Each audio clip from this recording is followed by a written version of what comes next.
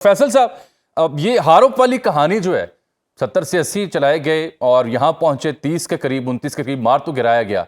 इनको डील करने का तरीका और इनकी ऑब्जेक्टिव क्या होता है, और इस निज़ाम से, इस ड्रोन से पाकिस्तान डील करने के लिए वेल इक्विप्ड है?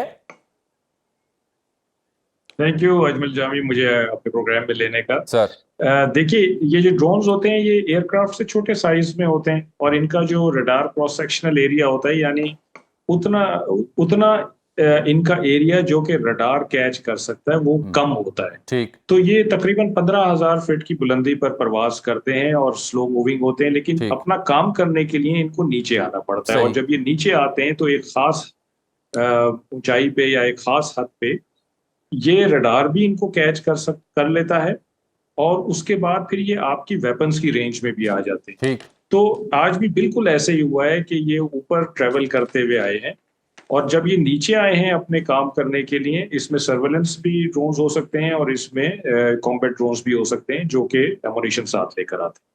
तो वो जब उस हाइट पे आए हैं जहां रडार ने इनको कैच किया है, उसके बाद इनके खिलाफ फायर किया गया और इनको गिरा दिया गया और ये 29 के 29 गिर गए।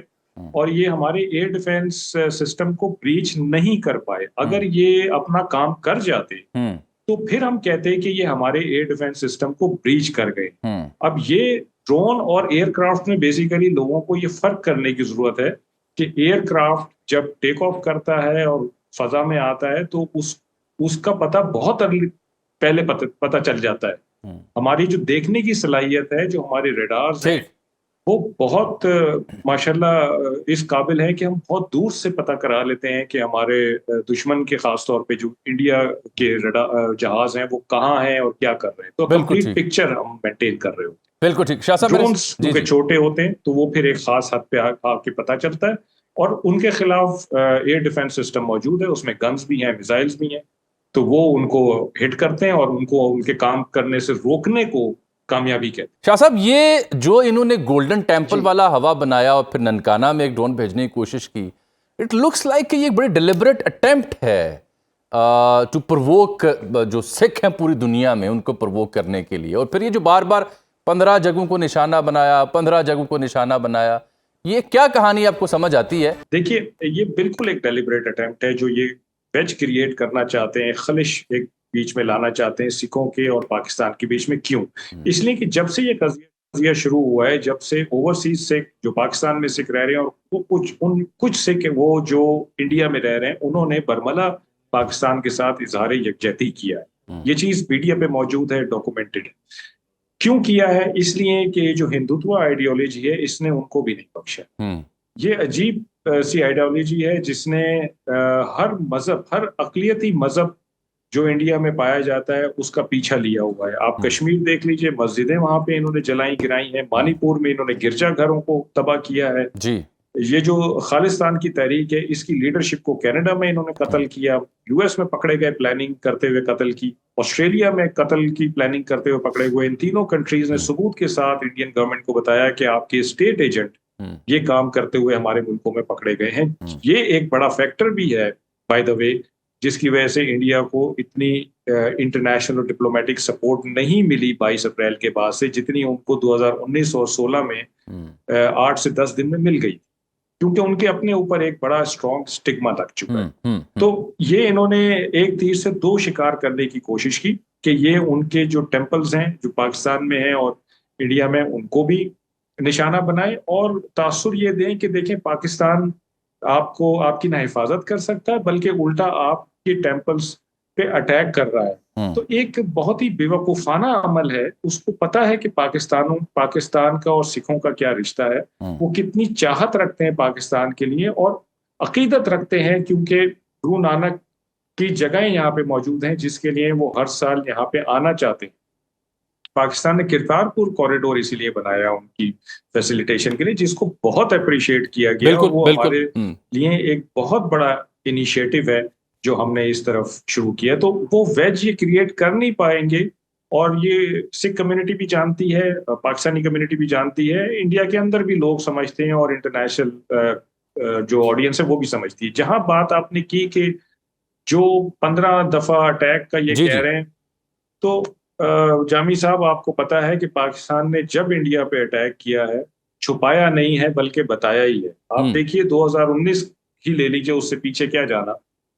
अभिनंदन को पकड़ा, उसके 2 जहाज गिराए, हम्म, अभिनंदन को टीवी पे दिखाया, हम्म, उसकी लाइव टेलीकास्ट दिखाई जब उसको हैंड ओवर कर रहे थे वाघा पे, तो बताया कि ये हमने पकड़ा था और ये हम इसको डिग्निफाइड तरीके से वापस कर रहे हैं। हम्म, उसके बाद हमने ये 6 और 7 की शब को हमने उनके 5 जहाज गिराए, जगहें बताई कि फला फला जगह हमने ये जहाज गिराए हैं, वहां से लोगों ने मलबा उठाया है जाके। हम्म, ब्रिगेड हेडक्वार्टर तबाह किया, जगह बताई। बटालियन हेडक्वार्टर तबाह किया, जगह बताई। 2019 में ये अभिनंदन के अलावा जब हमने बालाकोट स्ट्राइक्स के बाद अटैक किया, तो आप ये देखिए कि हम उनके ब्रिगेड हेडक्वार्टर के ऊपर गए हम्म। और उसके आसपास बम फेंक के आके डॉक्यूमेंट्री एविडेंस ली और आके बता दिया कि हमने ये काम किया। वाइल तो देयर भाई जब आर्मी हम चीफ ये वाज काम सिटिंग देयर, करेंगे, ये वो वक्त है जब उनका आर्मी चीफ वहां था। जो हम ठीक। जब करेंगे हम्म, अटैक, हम्म, तो हमें जैसे डीजी आईएसपीआर ने कहा, बताने की जरूरत नहीं पड़ेगी, लोगों हम्म। को नजर आएगा, सुनाई देगा, महसूस हो। बिल्कुल ठीक। शाह साहब, मैं जरा अब वो विक्रांत की और त्रिपाठी साहब उनके नेवल चीफ हैं, उनको अलहदा से बुला के मोदी साहब अकेले में मिलते हैं। मैंने सुना उनके जो चीफ हैं फौज के, उनके वो क्लास फेलो के बचपन के रहे हैं त्रिपाठी जी। तो ये विक्रांत का बड़ा हमें बताया गया, कोई बहुत बड़ी शिप है, पता नहीं सबमरीन क्या कुछ है उसके अंदर लगा हुआ। मुझे इत्तेफाक रहा है आपके साथ समुद्रों में जाने का। तो ये विक्रांत की क्या कहानी है, उनको डील कर लेंगे आप उससे या नहीं? जी, मैं बिल्कुल उसकी कहानी बताता हूँ आपको। उससे पहले अगर आप मुझे इजाजत दें सिर्फ 1 मिनट के लिए, तो वो जो 15 अटैक्स की आपने बात की थी ना, मैं थोड़ा सा उसमें एक मजे का खेज जी जी। बैकग्राउंड देना चाहता हूँ जिसकी वजह से वो अटैक्स किए गए। ठीक। उन अटैक्स का कहा गया कि अच्छा। पाकिस्तान ने ये 15 अटैक्स किए हैं, ठीक। वो क्यों, उसकी लॉजिक बनाई गई। देखें, ये जो 5 जहाज जब इनके गिरे तो बड़ी हजीमत और खिफत की बात थी। हम्म, और फ्रेंच अखबार ने भी लिखा है कि हम्म, दिल्ली में खलबली मच गई थी कि ये राफेल कैसे गिर गया। हम्म। तो उसके बाद अब उन्होंने कुछ बेचना था अपनी डोमेस्टिक ऑडियंस को, ये तो कुछ तो बताना था कि हम भी सही है। किसी काबिल हैं। सो दिस इज द तो उन्होंने पर्पस। फैसला किया कि हम ये ड्रोन ठीक। भेजेंगे। अब ठीक। ये ड्रोन भेजने के लिए दुनिया को ये तो नहीं कह सकते थे कि हमने इसलिए ये ड्रोन भेजे हैं कि क्योंकि पाकिस्तान ने हमारे 5 जहाज गिरा दिए थे। हम्म। तो ये कहानी बनाई गई कि जी 15 जगह पे पाकिस्तान ने अटैक किया और उसकी रिटेलिएशन में हमें ये ड्रोन भेजने पड़े या यूएवीज हम्म। भेजने पड़े। ठीक। तो ये इसका बैकग्राउंड है बेसिकली, और उसकी कल ही तो आज आपने देखा होगा डीजीआईएसपीआर ने ठीक है। टेंजिबल एविडेंस के सही साथ से। खोली। अब आ जाइए विक्रम। हाँ। देखिए, इंडियन नेवी के 2 फखर हैं, 2 प्राइड हैं, एक उनका एयरक्राफ्ट कैरियर और एक उनकी न्यूक्लियर सबमरीन। ठीक।